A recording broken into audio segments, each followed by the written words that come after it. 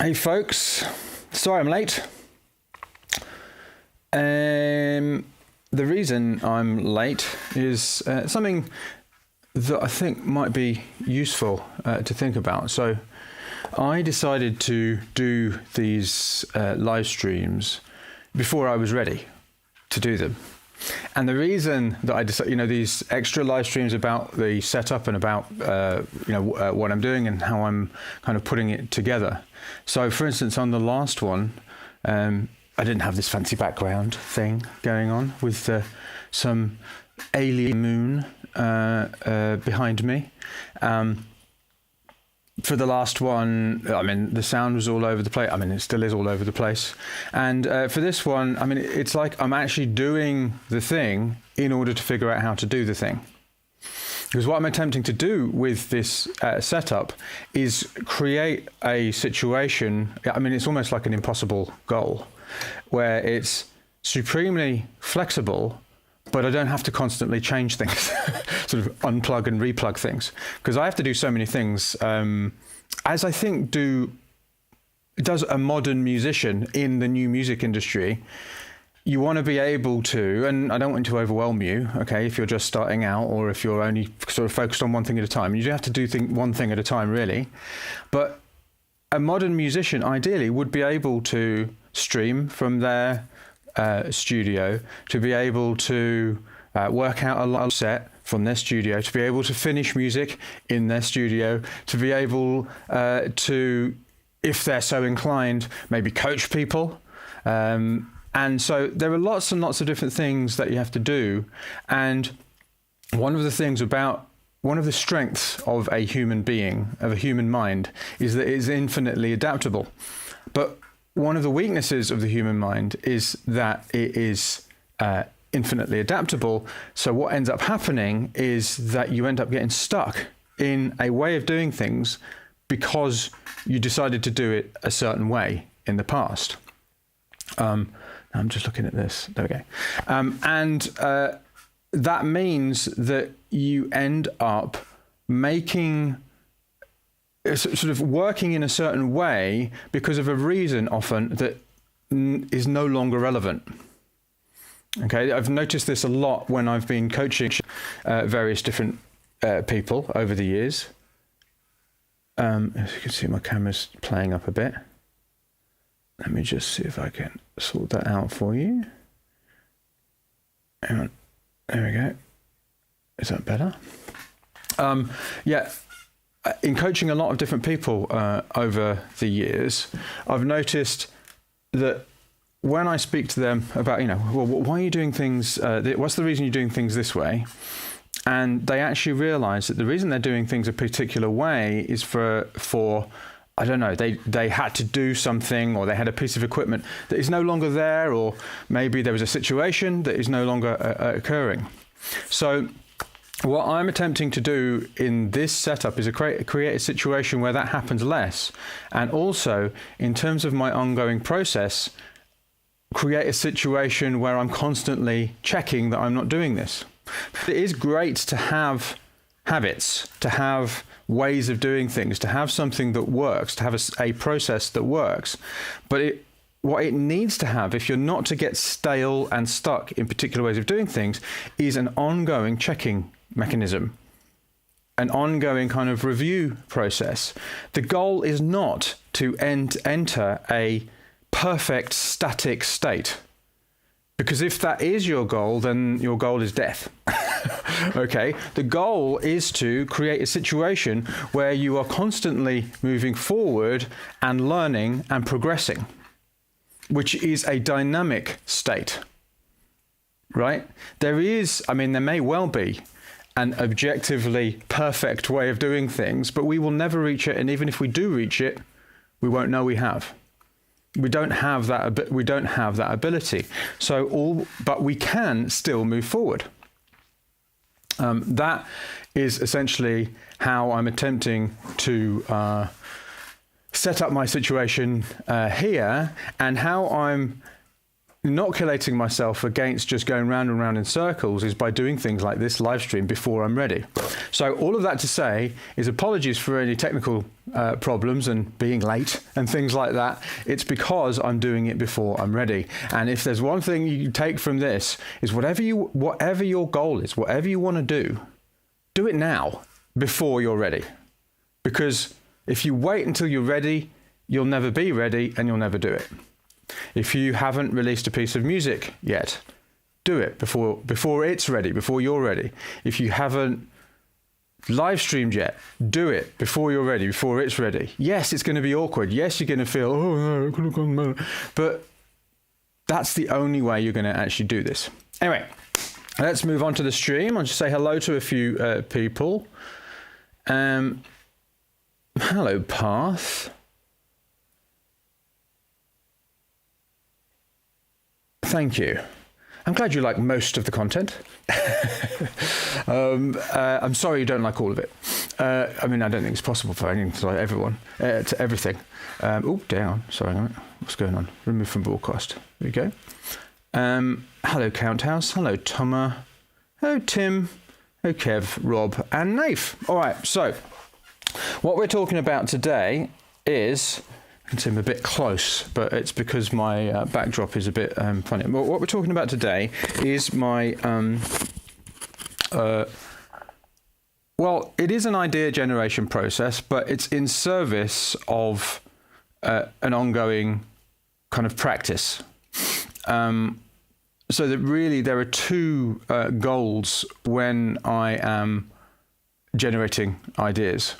And one is more important than the other. There's a practice goal and there is a results goal. So the results goal, I think it's fair to say most people almost exclusively focus on, which is I want to make as many great ideas as possible so that I can have things to work on.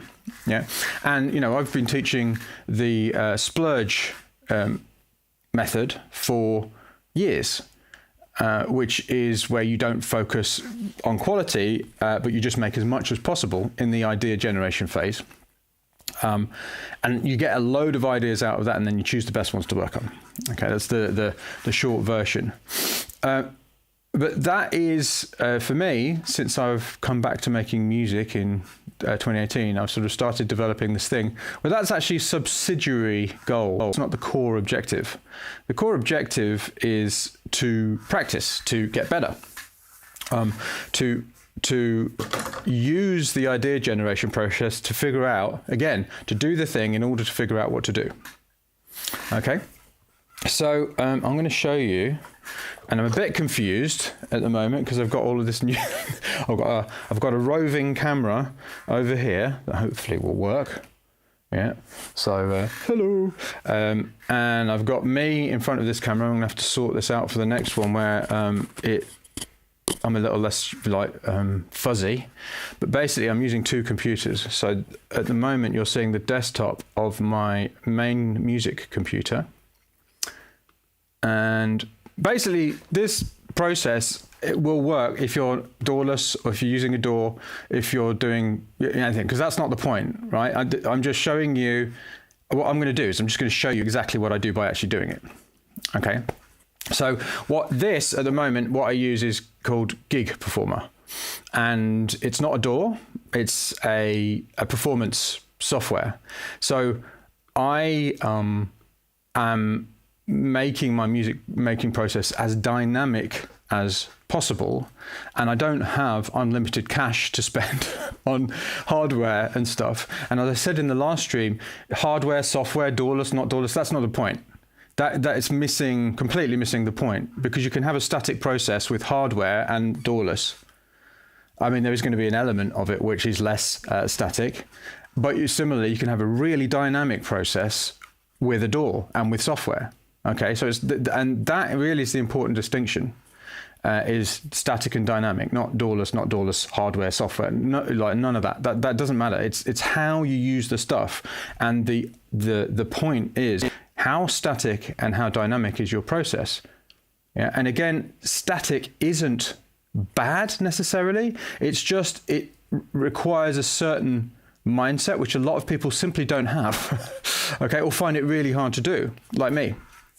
I was diagnosed with ADHD in 2019, in December 2019, and I actually resisted going to see anyone about it. Anyway, I realized that actually having a static process was possibly one of the worst things that, you know, that was one of the reasons I over the years had, even though I released a lot of music, found it relatively hard to make music. So I am moving everything to a much more dynamic process, because then it's like I'm on the line. Everything's on the line. I have to do it. Otherwise, you know, that's why I'm doing this live rather than making a video. Yeah, it's because it's dynamic. I'm actually interacting with you right now. It's like my balls are on the line, basically. And that's why I'm moving my stuff to a more dynamic process, and like my music making as well, including the practice. So, as I said, this is Gig Performer, but don't get, you know, sort of obsessed with how I do this exactly, because the point is, the important bit is what I call the practice avalanche, okay, which is kind of a combination of my splurge method and some extra stuff afterwards, okay? So, hello, Rob. Oh, Daz. Wow, from years ago. Count House Helmut is Daz. Daz was from... I first met Daz I was about 2012 when I did my first ever program. Start Now, Finish Fast, or maybe I think he was in like the second class or something, very, very early on in my coaching career. So hello, Daz, good to see you. I hope you're well. I'm now in Queensland, in case you wondered. That's why I'm in this shed. I'm in up on the Sunshine Coast near Noosa. Paradise, I tell you. Anyway, okay, so this is my current, well, it's part of my current setup within Gig Performer. And one of the things, you know, on the subject of starting before you're ready, I've basically started from ground zero again. So I had a much more elaborate setup in Gig Performer beforehand, but I've kind of broken it all down again, and I'm starting from ground zero. So at the moment, it's very, very simple, and I'm still going live every day, even though it sounds, I guess, in a way more unfinished than the stuff I was doing before. I moved to this studio, but this is the point. I'm figuring out how to build it up by actually doing it, rather than by going round and round in circles on my own and second guessing myself and then going, yeah, and okay, when I'm ready, eventually I will, you know, go live. You know, 5 years later, you're still going around in circles. Or similarly, if you're, you know, not finishing music, oh, when I'm ready, when it's perfect, when it's, you know, when it's up to this standard of which I am not clear what it actually means, then I will release something. That isn't the way that I suggest you or I do things. I just do it, and I face the consequences, which is often, it doesn't sound particularly good, but that's okay, because it doesn't matter. What matters is my progress, and having that I've been gone live every day for probably 200 or something days now. I can't remember what it was. It was March the 9th that I started doing it daily. And yesterday I did a live stream with this setup. It didn't sound particularly good, but I did it anyway, because that's the best way to learn. That's the best way to make progress. Okay. So anyway, so this is much, much simpler than what there was before, and this is the global rack space. So here, hang on a minute, I'll move to the side. In fact, I think I can get rid of myself. There we go. Yeah, so can you see that? Yes, so here is the DFAM going in. Okay, and here's the subharmonicon going on in, and here is the Mother 32 going in. Okay, and then it goes to, this is the global rack space, then it goes to rack space. I'll show you the rack space in a minute. And then it goes to rack space, and then they come out of here. This one here is my mic that I'm talking in.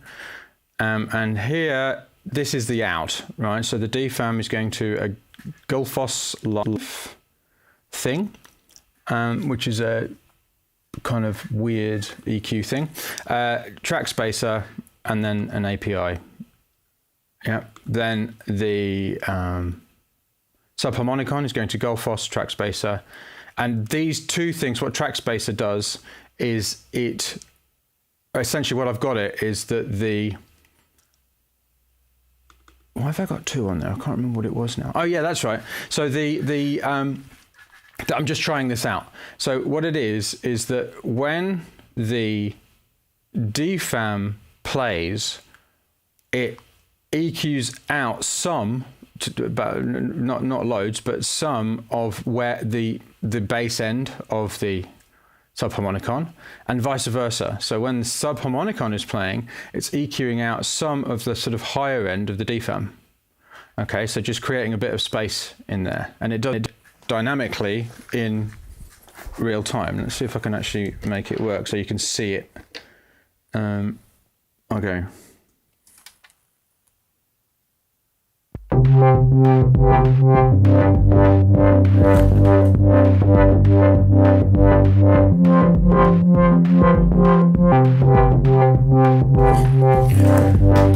So there you could see essentially that is EQing out the high end where the SHM is playing, and this is eking out some of the low end of the SHM. The SHM is what I call subharmonicon when the DFAM is playing. Anyway, this is less important than anything else, but I just thought I'd show you. This is how I've got it set up. Oh yeah, and then the subharmonicon is then going out of an LA2A here.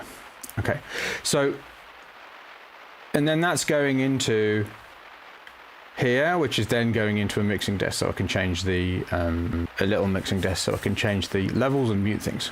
Okay, so that's the very. So I haven't done anything with the Mother 32 apart from put it through the same plugin here, just for a bit of warmth, what have you.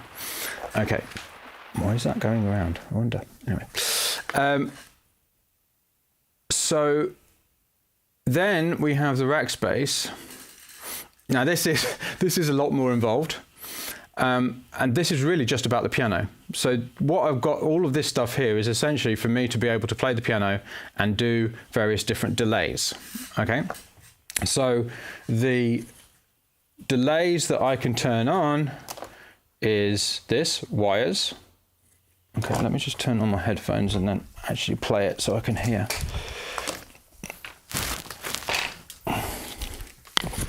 Okay. Why is there a delay on that? That's weird. Oh, that's that. Okay. So the delays I've got are this, wires. Okay. That doesn't seem to be coming through. Strange. Sometimes if I just turn off the MIDI controller and turn it on again, it works. Okay. Sorry about the mic noise. Right. There we go. And I can change the time. Yeah, and the feedback. The other delay I've got on there is color copy, which is fantastic, by the way. And that sounds like this.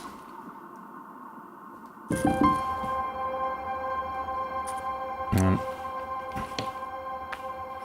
why aren't you working?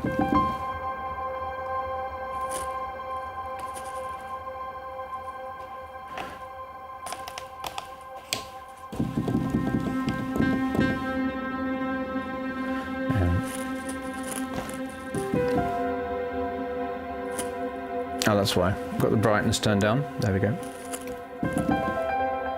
There it is. There she is!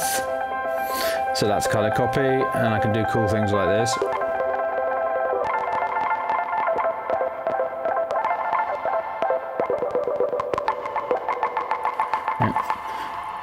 And the more observant amongst you will notice that I have some reverb on these delays as well. I'll show you that in a second. So, then I've also got these two things, which I tend to use less. got two of these. Okay. And these are much more old school tape delays. So.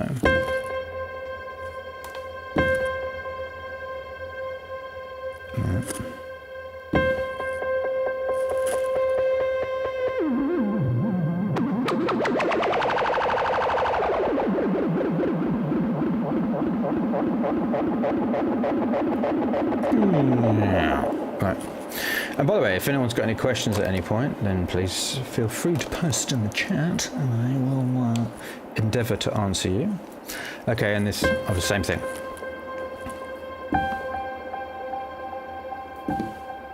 Anyway. And also, I've got these things, so each of these delays can be sent to, where is it? Supermassive. This lexicon thing, and then a plate as well. And these reverbs are separate to the reverbs on the solo piano. So they sound different, right? So the solo piano, this is just it on its own, and this is with Supermassive.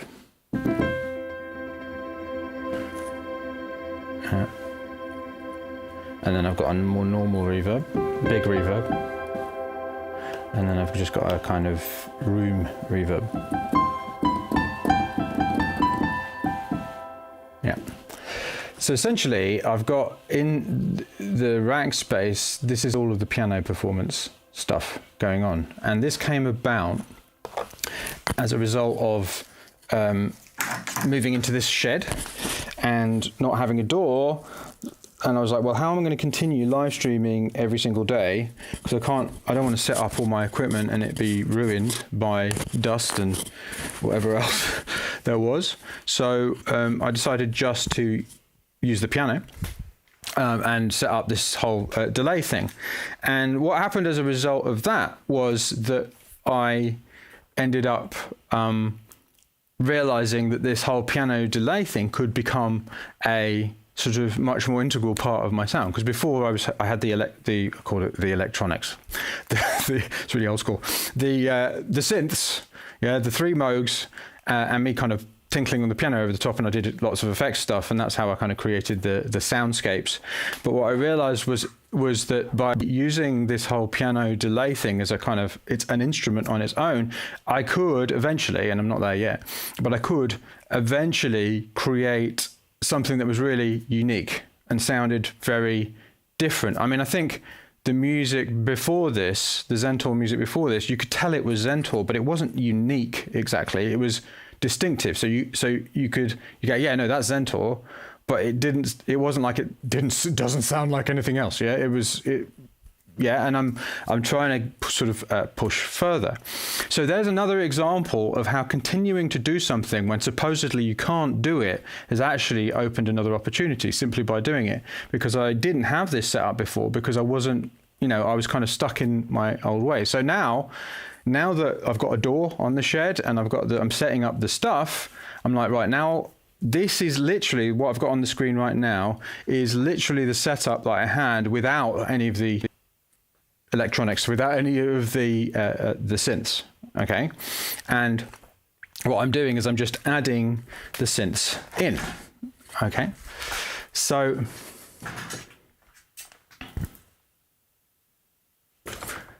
Gordy says, doesn't this software still fall under the umbrella of Digital Audio Workstation? I don't care, but no, it doesn't. It's not a DAW. It's a VST. A VST host, but that's not a DAW, because a DAW, you can't record anything. I mean, you could record audio, but you can't do anything to that audio. Anyway, the point is, it doesn't actually matter, because DAW or DAWless is a pointless distinction. It makes no difference. The point is static and dynamic. That's the important distinction. I actually came to doing it this way without even knowing that I was going DAWless. And then I realized I was going DAWless. Because at the end of the day, isn't a beat step a kind of DAW? Isn't I mean, it's like, what does it even mean? It doesn't make any sense. So yeah, it's a software. Yes, it's software, but there's software inside a sequencer, right? So like there's a computer inside a beat stack. It just like, it's so weird how it's like, yeah. So anyway, it's missing the point. The point is how static is your process and how dynamic is it? Yeah, because you can be static, DAWless, very static. You can have a very static process, DAWless, or you can have a very dynamic process. And how static and dynamic you choose to make it is dependent on your particular strengths and weaknesses. Yeah, but I mean, if you go so for instance, if you go onto the Gig Performer website, you say that one of the first things it says is, "This is not a DAW." So I don't know. Anyway, it doesn't matter. Anyway, so. Essentially, the reason I'm using this and not loads of hardware is because I'm not a millionaire. Okay, and I just want to get on with making music before I mean, I'd love to have all of this stuff, but this would cost me hundreds of thousands of dollars. So maybe not hundreds of thousands. I don't know, tens of thousands. A lot of money anyway. Money I don't have. So until I do that, I'm going to do this, and I don't actually care anyway. It's just like I just use what there is. Okay, so yes, you can get gigs. So Mr. Bird asked, Gig Performer looks interesting. Is from Plugin Alliance? No. Well, you can get it from Plugin Alliance, but I've actually bought this direct from Gig Performer. Anyway, so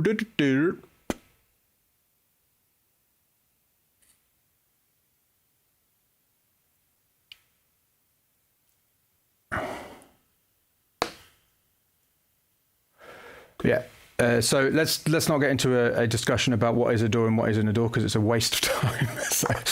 Anyway, it just doesn't matter. It's like it doesn't matter what it is. It just matters what it does. And let's just get on to more interesting matters. Anyway, so coming back to the point. Right. So what do I do with this? So I've added. This is the stuff I've added in the last. How many live streams have I done now with bringing the Moogs back? I don't know, maybe 5, 7, I don't know exactly. Anyway, so I've added this stuff. So how do I actually do this? Yeah, I mean, so another example of how this completely misses the point is go and have a look at Beardy Man, who uses Ableton as a live looper. Right, and he doesn't use any instruments at all except for his voice. Right, isn't he the most DAWless musician that you can think of? But he uses Ableton. So again, the whole DAW, is it a DAW, isn't it a DAW, totally missing the point. There's another example. Remember, a contradiction indicates a faulty assumption. That's a quote from David Deutsch. It's a brilliant idea to take through your life. A contradiction indicates a faulty assumption. So if you find something that contradicts something about the way you're looking at things, then, so for instance, Beardy Man is a great example, who uses Ableton to do the most DAWless thing possible, right? DAW, whatever that means. Yeah, then you're thinking, well, you're missing the point. Yeah, in general. So okay. So coming back to this, how do I do this? All right. So how I've set this up. When I say how do I do this, I don't mean how do I plug the things in. You can see it's obvious. You know what you do. You plug the things through, right? So, but how I actually work this is I start from where I'm at, wherever that may be. So initially, I just started. Well, initially, depends when you mean. But when I set up the Moogs and everything, I simply start. I had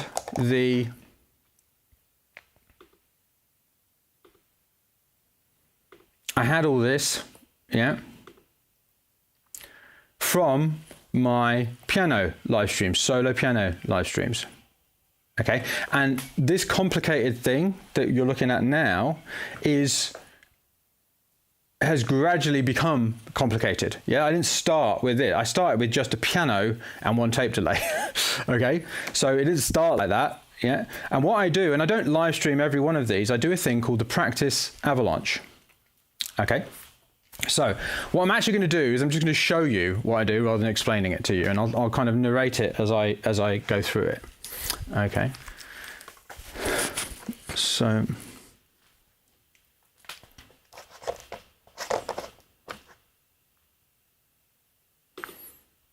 okay. So I've got it set up like this right now. And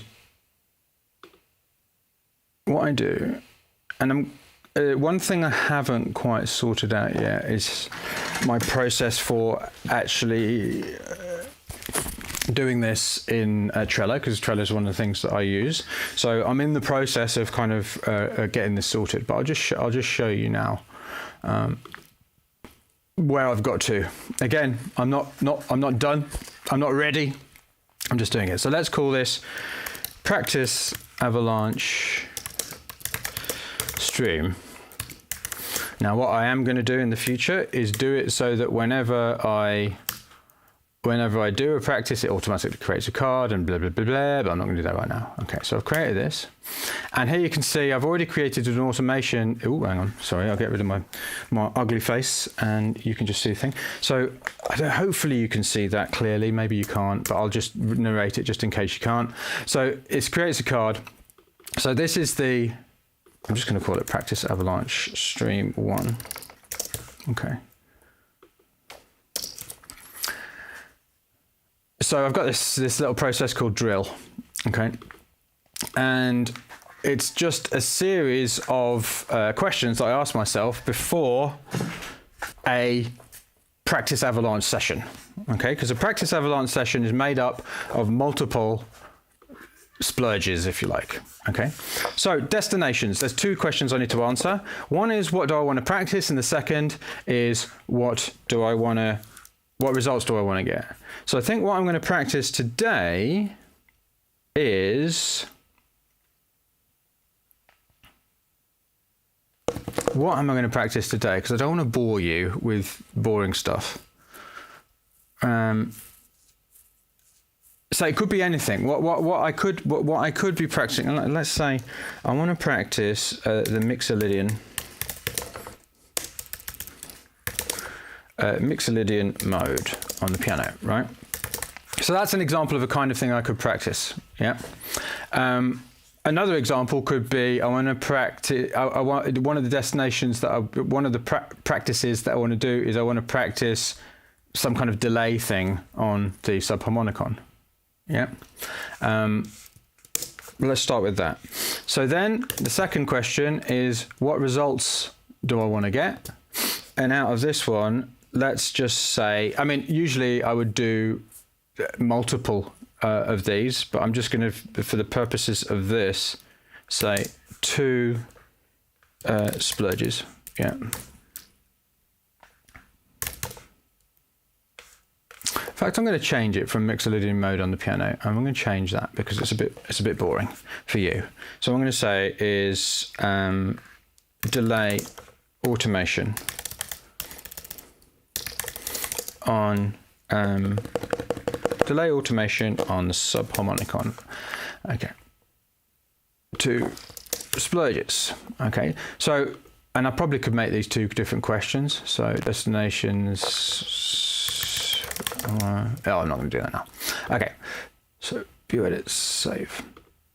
All right. So I know that I need to practice the delay automation on the subharmonicon, and I'm going to, out of the whole session, do 2 splurges. All right. Regulations.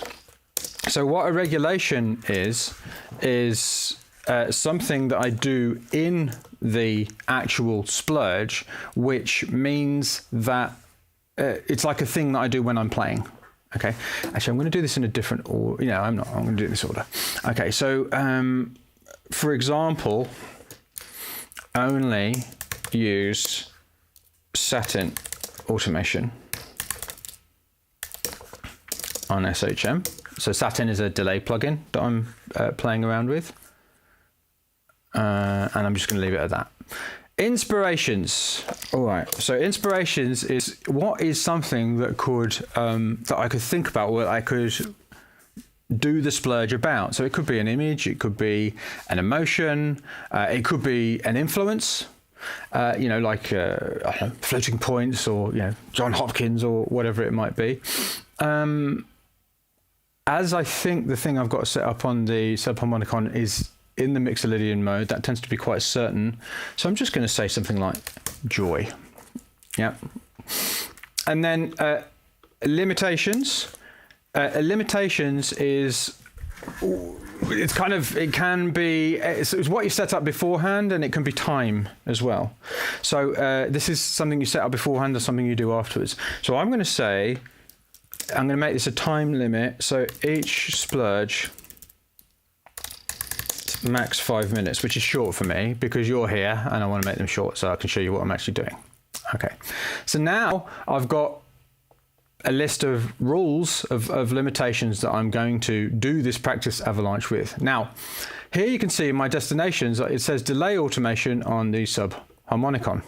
Okay. And the thing is, because I've said that, I haven't got any way of automating what I've got in there. So I'm going to have to set that up now. Right. So here we are. Okay. So this is going to be a little bit dull for you, so apologies about that, but let me see if I can't remember how to do it now. What do? Edit, that's right. All right, so what I need to do, first of all, let's just press play the subharmonicon, and let's see what I can automate. And I'm just going to keep it really, really simple. Play. Where's the play button? Step 1, find play button. So, okay, here we go.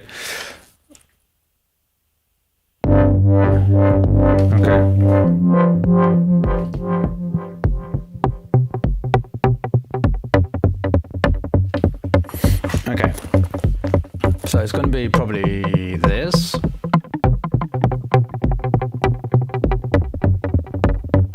All right, so let's automate these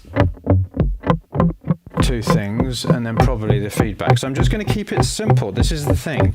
Each time you add something, you just keep it really, really simple. The mistake that I think I made over and over again, black slider, horizontal, how about that? And I don't worry about making it pretty just yet. So the mistake I made with this at first was by setting up this massive elaborate thing the first time, and then it becoming just overwhelming. Okay, so I'm going to automate these two things, distance and distance. How do I do that? Oh yeah, here, satin. Okay, and learn parameter. There we go. Boom. And then how we do that with this one? Learn parameter. Yeah, with the gig performer, but hang on a minute, that's not right. What's going on? Hello, are you there? There we go, yeah. So with the gig performer and plugin alliance, essentially you can get it through plugin alliance and it's cheaper, but you don't get the updates as quickly. I think you might not even get the intervening updates. And as Gig Performer it's a small company, it's just a couple of developers, I think it's good to get the updates. Plus I want to support the developers as it's so small, and I think they're probably, they'll probably get more money. I don't know that for sure, but they probably get more money if you buy it direct from them. Anyway, so I did start with the plugin alliance one just to see, because I've got the the plugin alliance everything thing, just to see if I was going to use it, and I do use it, so that's why. Okay, so anyway, so I've got that, and then I just want a bit of feedback automation. Got no idea what controller I'm going to use, to be honest. I'm going to have to find one. Anyway, so I didn't think about that. You didn't think about that, did you, Mike? No, you didn't. You fool. You fool. Okay, so here we go. Feedback. Learn. And then... Of course, if I had unlimited money, I would rather not have to do this. But I don't have unlimited money. You know, I'd rather just have a really nice delay unit and be able to do that. The thing is, I don't. I've got 4 kids instead. Okay, so let's find a controller. All right, what am I going to use? What can I use? Where did I put them? I'll put them away. Hang on, give me 2 seconds. I'm just going to go and get myself a crappy old MIDI controller from over in my corner. It's over here. Oh, gone. So,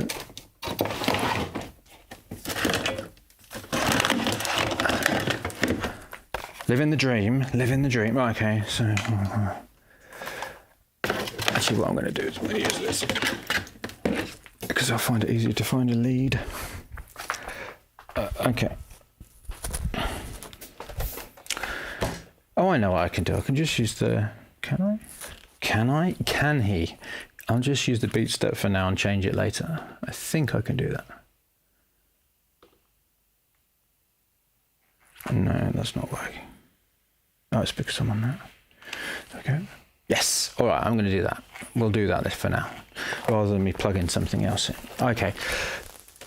So just so you know, I've now mapped the feedback to the beat step, to one of the beat step knobs there. I'm going to do the same with this. And there we go. Okay, so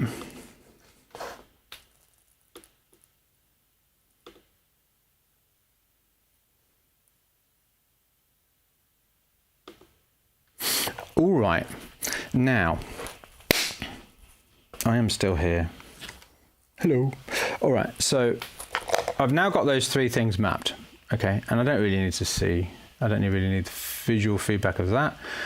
With Gib Performer, what you need to do, you need to create these widgets in order to automate anything. But I tend not to use the actual thing. I prefer seeing that thing, yeah. Which is why I've got it set up with my piano, that whenever I turn on one of these, the thing comes up. Yeah. Oh, what's going on? I hear a rumbling sound. Where's that coming from? Oh, I know. It's this. Hang on. Chill out. There we go. It was Saturn. Calm down, Saturn. It's okay. We'll be all right. All right. So now, hopefully, I will have the situation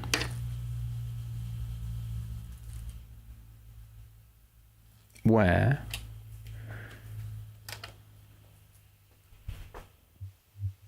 yeah, okay.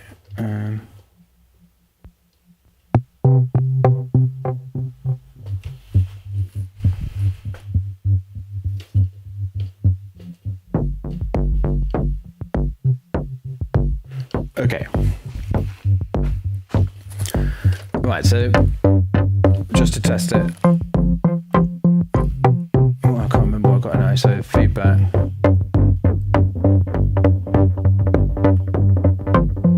Yeah.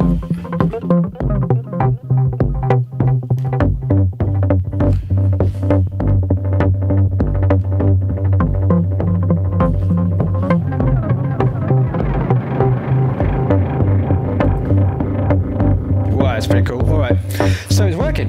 Right, so now we're ready. We're ready. Let's go. Okay, so now what I'm going to do. What do you reckon? Shall I use this camera? Maybe what I can do actually is be a bit clever and have both. Yeah, I'll do that. Look at that. Don't say I don't spoil you. Okay, let's go like that.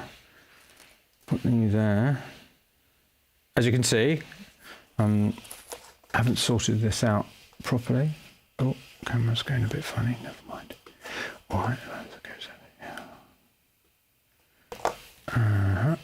Put you over there. All right.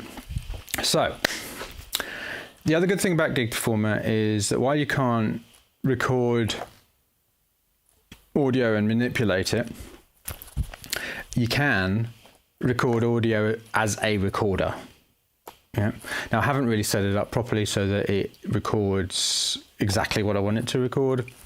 It'll just record the I don't even know what it's recording, to be honest, because I haven't just got around to sorting it out. It doesn't matter though. But basically, I definitely will record the main out. Okay. And what I do at this stage, so I'm just going to start the recording, and then I just do a little performance. Now, I did say I was going to do maximum 5 minutes, didn't I? Where's my timer gone? I've lost my timer. Where is it? Oh, it doesn't matter. I'll just look at the clock. Well, I've actually got a countdown timer, so I'm constantly timing myself various different things. It's one of the ways I get it helps me with the ADHD thing. Anyway, so I'm starting at 5:58. My goal is to finish this particular practice avalanche by, let's say, 4 minutes past. Okay, so I don't need to do anything there because I'm already live streaming. Usually what I do is I press record on the live stream, but I'm already doing that. So, okay, so let's go, and I do a little performance. Okay, I'm going to show you the whole process. This is the practice avalanche. Okay, so I've just set it up for the first little splurge session. Okay, so this is how you do and make at the same time, yeah, and improve and progress, yeah, rather than just getting lost in an endless swirl of nothingness. And you don't have to do this live. You don't have to do this live in front of people like I do. You don't have to. You can just do it on your own. But the point is, you're actually creating in order to figure out what to do. Yeah. So, play once again is over here. Let's go.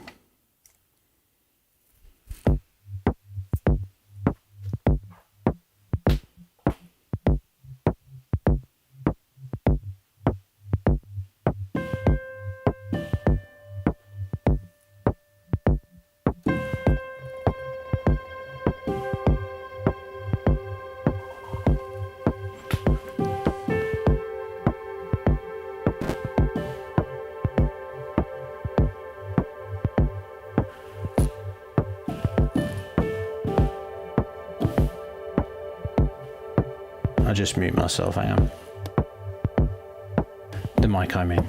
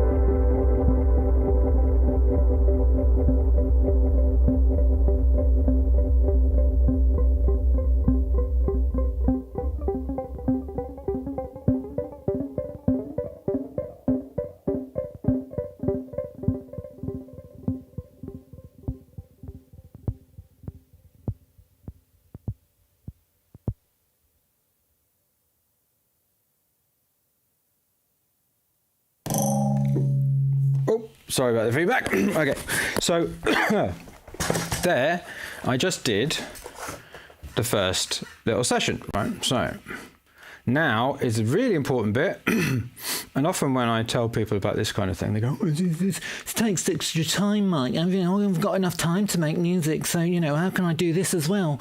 The thing is, this saves enormous amounts of time. Sort of like it means that you focus. Like, how much time do you waste just going around in circles, not doing anything? So this is what you do, and I haven't set this up in the card properly. At the moment, so so that it does it automatically. So this is just something that I'm doing as I go. So let's go the checklist, and let's just call it review for now. All right. So first of all,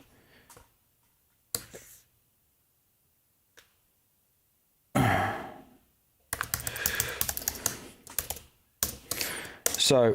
How addictive did I find that session out of 10?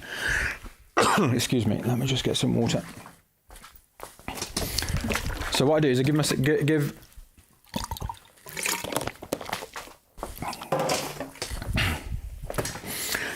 that a score out of 10 for how addictive I found it. And it was quite exciting because I had people watching with my big face in front of the screen. So that I've got to take that into account. So I'm going to try and reduce that factor. So I mean, it wasn't like I wasn't sort of jumping up and down. Okay, let's say a 7. Okay. Then I asked myself, what went well? Okay, and usually I try and think of 3 things that went well. Okay, so first thing that went well was, and it doesn't have to be about the, remember I'm like focused on delay automation on the subharmonicon, right? So what went well doesn't have to be about that. It can just be about just general things that went well. So the way the DFAM started. I also enjoyed the SHM VCO2 coming in.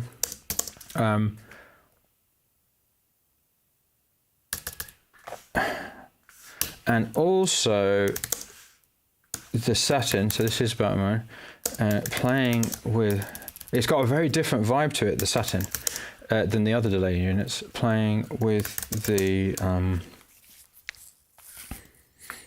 distance was awesome. That was a lot of fun. There's a lot of fun there. It's a lot of fun that's going to happen with that thing. Yeah, when I say what went well, I'm more actually focused on what I did rather than how it sounded, although that does come into it. Yeah, so how the kind of DFAM sort of came in and stuff, just it felt good to the way that I was bringing that in. Yeah, and so I'm actually more focused on my process than I am the results. The results do come into it, but they're underneath me doing it. It's almost like it went well in that I enjoyed doing it more than it went well because it sounded amazing. Of course, I'm going to enjoy doing it if it sounds amazing, right? But me enjoying doing it is actually the higher order thing, which is a really interesting idea when you think about it. Okay, so that's what went well. Let's do what were the problems, because there are always problems. Okay, so what were the problems? So for one thing, the satin feedback has a weird rumble at high feedback settings. Okay, I'm going to do this as a separate one. Another one is that without high feedback settings,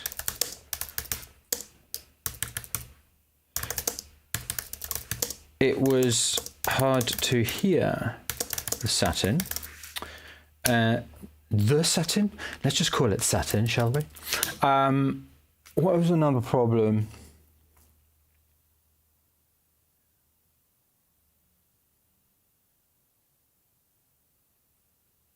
Yeah, something around the delays.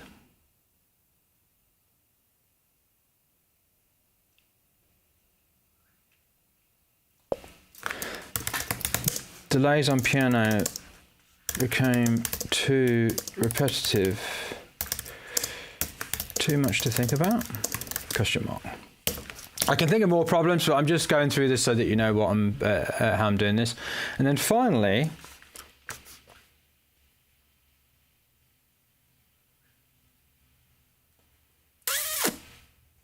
what could I do differently?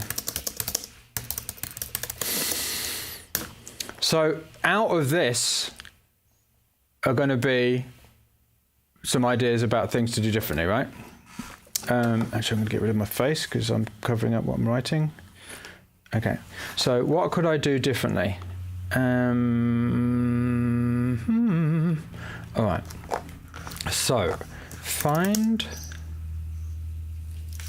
I could add a low cut on satin to avoid rumble.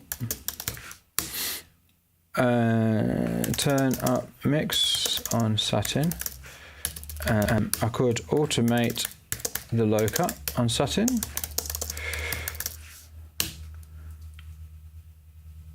All right. The other thing that I could do is it's about where I put. Okay. Put automation of Moogs in a specific area on a specific controller, and then also just practice. I always write practice just to remind myself. All right, so what these are is what I can do as a result of what I just learned from doing the actual thing. Yeah. So now I decide, and here you can see a button over here, which I'm in the middle of doing this so that it takes a lot. I don't actually have to write all of this stuff. So essentially what I'm eventually going to do is I'm going to be able to hit this button and it's going to choose the things that I choose and create cards out of them, right? So I think automate the low cut on satin, maybe automate the mix on satin. Actually, I'm going to do that here.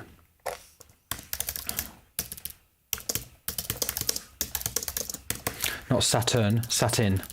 I do have satin as well. I use that. Oh, I did use that. I'm not at the moment. Okay, so I think what I'm going to do just for this next practice I've launched, and the important thing, the important thing here is not to change too much. If I did all of this, yeah, for the next session, the next little like recording session, performance, whatever you want to call it, yeah, it would be too much. Yeah, so I'm just going to focus. I'm going to automate the mix on satin and automate the low cut on satin. I keep saying satin, okay, and automate the low cut on satin. So I'm just going to, what am I doing? Where am I? Here we are. Wonderful. So I'm going to go over here. I'm going to go over here. I'm going to go over here. I'm going to do this. Come on, metal knob. There we go. And let's have another metal knob. Okay. And then I'm not even going to bother making them smaller. Satin. Learn parameter. Hang on. Open plugin. You are. Low cut. There you are. That's the problem. There, you little beep. All right. No, that's the wrong one. I'm going to do that with the mix. I don't know why. That just feels better. Right. Okay. So that's the mix.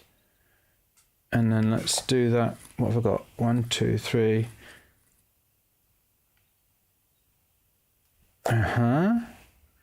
Learn. There we go. And then over here, satin.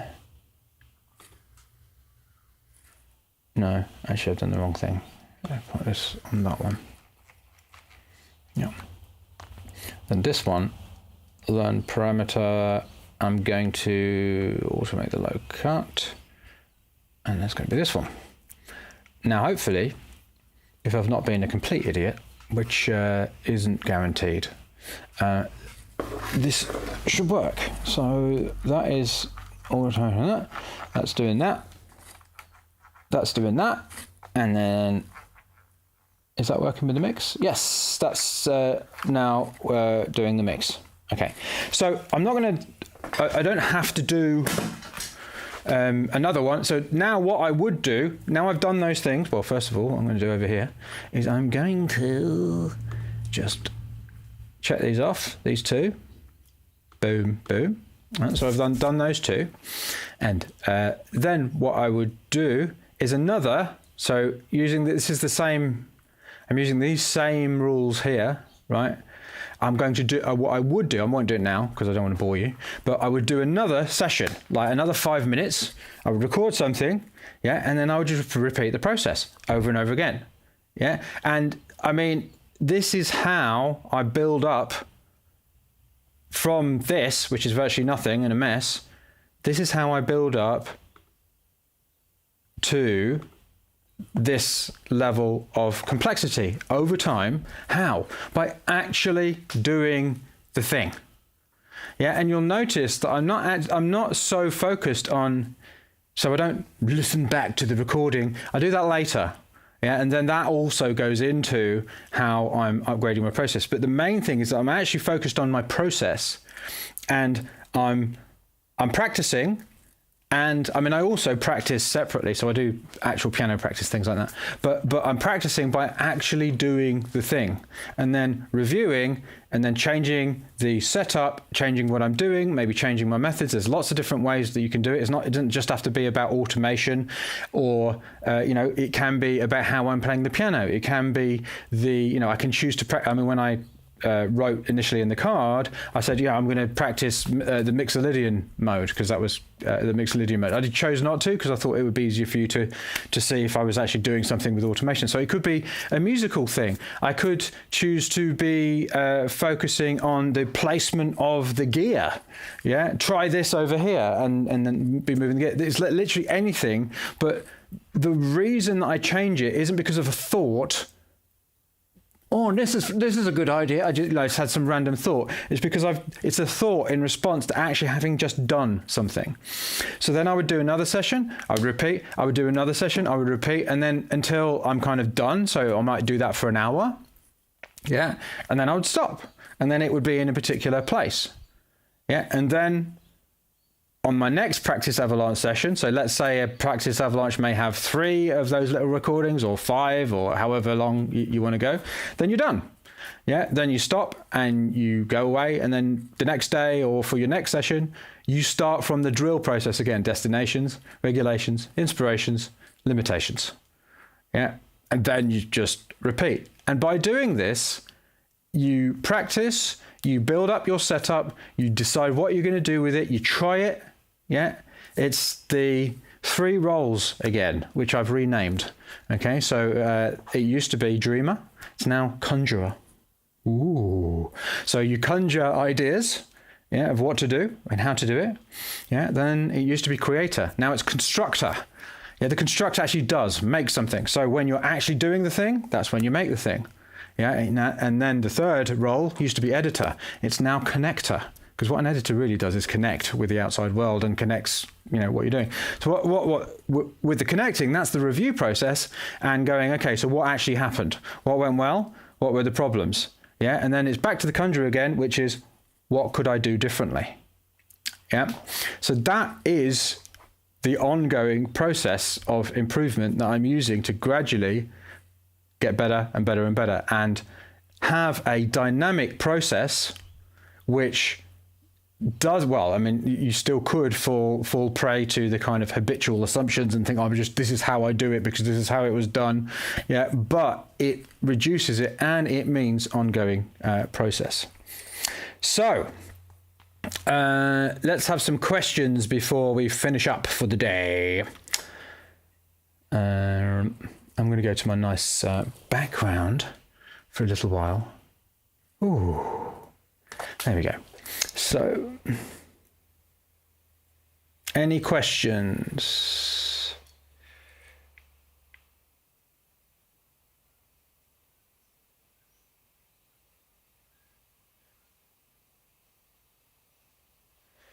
Rob says, when you come back to listen to this several days later, what relevance has the 7 points addiction you gave it? None.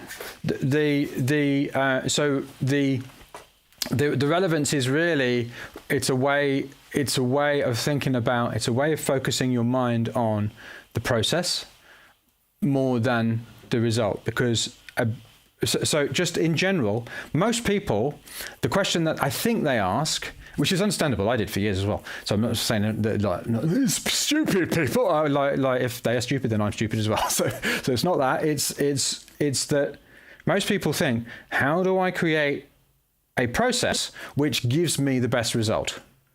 I actually think, while being a common sense question to ask yourself, I think it's not as good. It's the wrong way around. Well, maybe not the wrong way around, but there's a better question to ask, which is, what does the result teach me about how I could improve my process? We flip it. Yeah. So instead of reporting on what your perception of the result, you're reporting on how you felt about the process. And a way of doing that is by focusing on how addicted you were, how much fun you had, how you felt, right?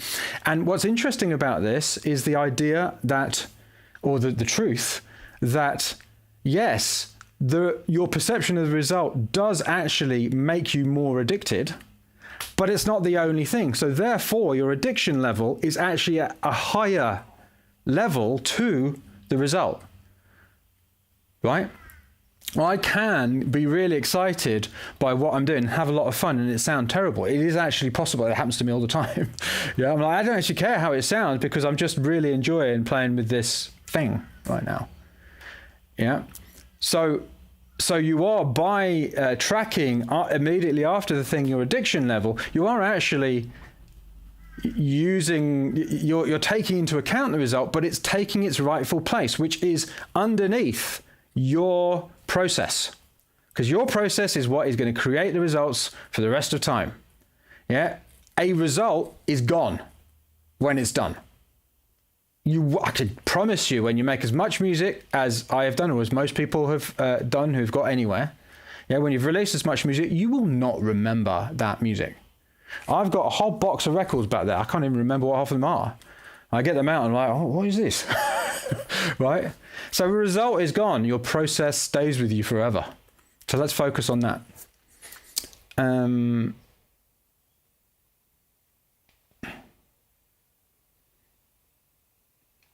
So Jace says, how can you automate Saturn without a DAW? Well, I just did, because what I was just using then wasn't a DAW. It's Geek Performer. But yeah, so I mean, you wouldn't be able to. I mean, you have to have a. I mean, yeah. So James says, here we go. Here's a good question. So Mike, audio FX automation will be baked into the recording? Will you make more FX automations after the initial recording? Oh, you mean you've got something that stays with you forever? Yeah, it doesn't matter. Yeah, I mean, I'm going to do multiple versions of that tune in this one session. So I have various different recordings. I mean, I can record the MIDI, but I tend not to use that. So what I haven't worked it out yet, to be honest, but I'll probably have like 8 different channels in, yeah, and the stereo recording. And for each, so bear in mind, this is something I don't think I was clear on. With the Practice Avalanche, so when I'm going to do this, so I'll do another recording of this track, yeah, as a result of that. So I'll have multiple different recordings of various different versions of this track. It's almost like I'm doing different takes, if you like. If I choose to then produce this track into a finished tune, I've got plenty of stuff to work with, right?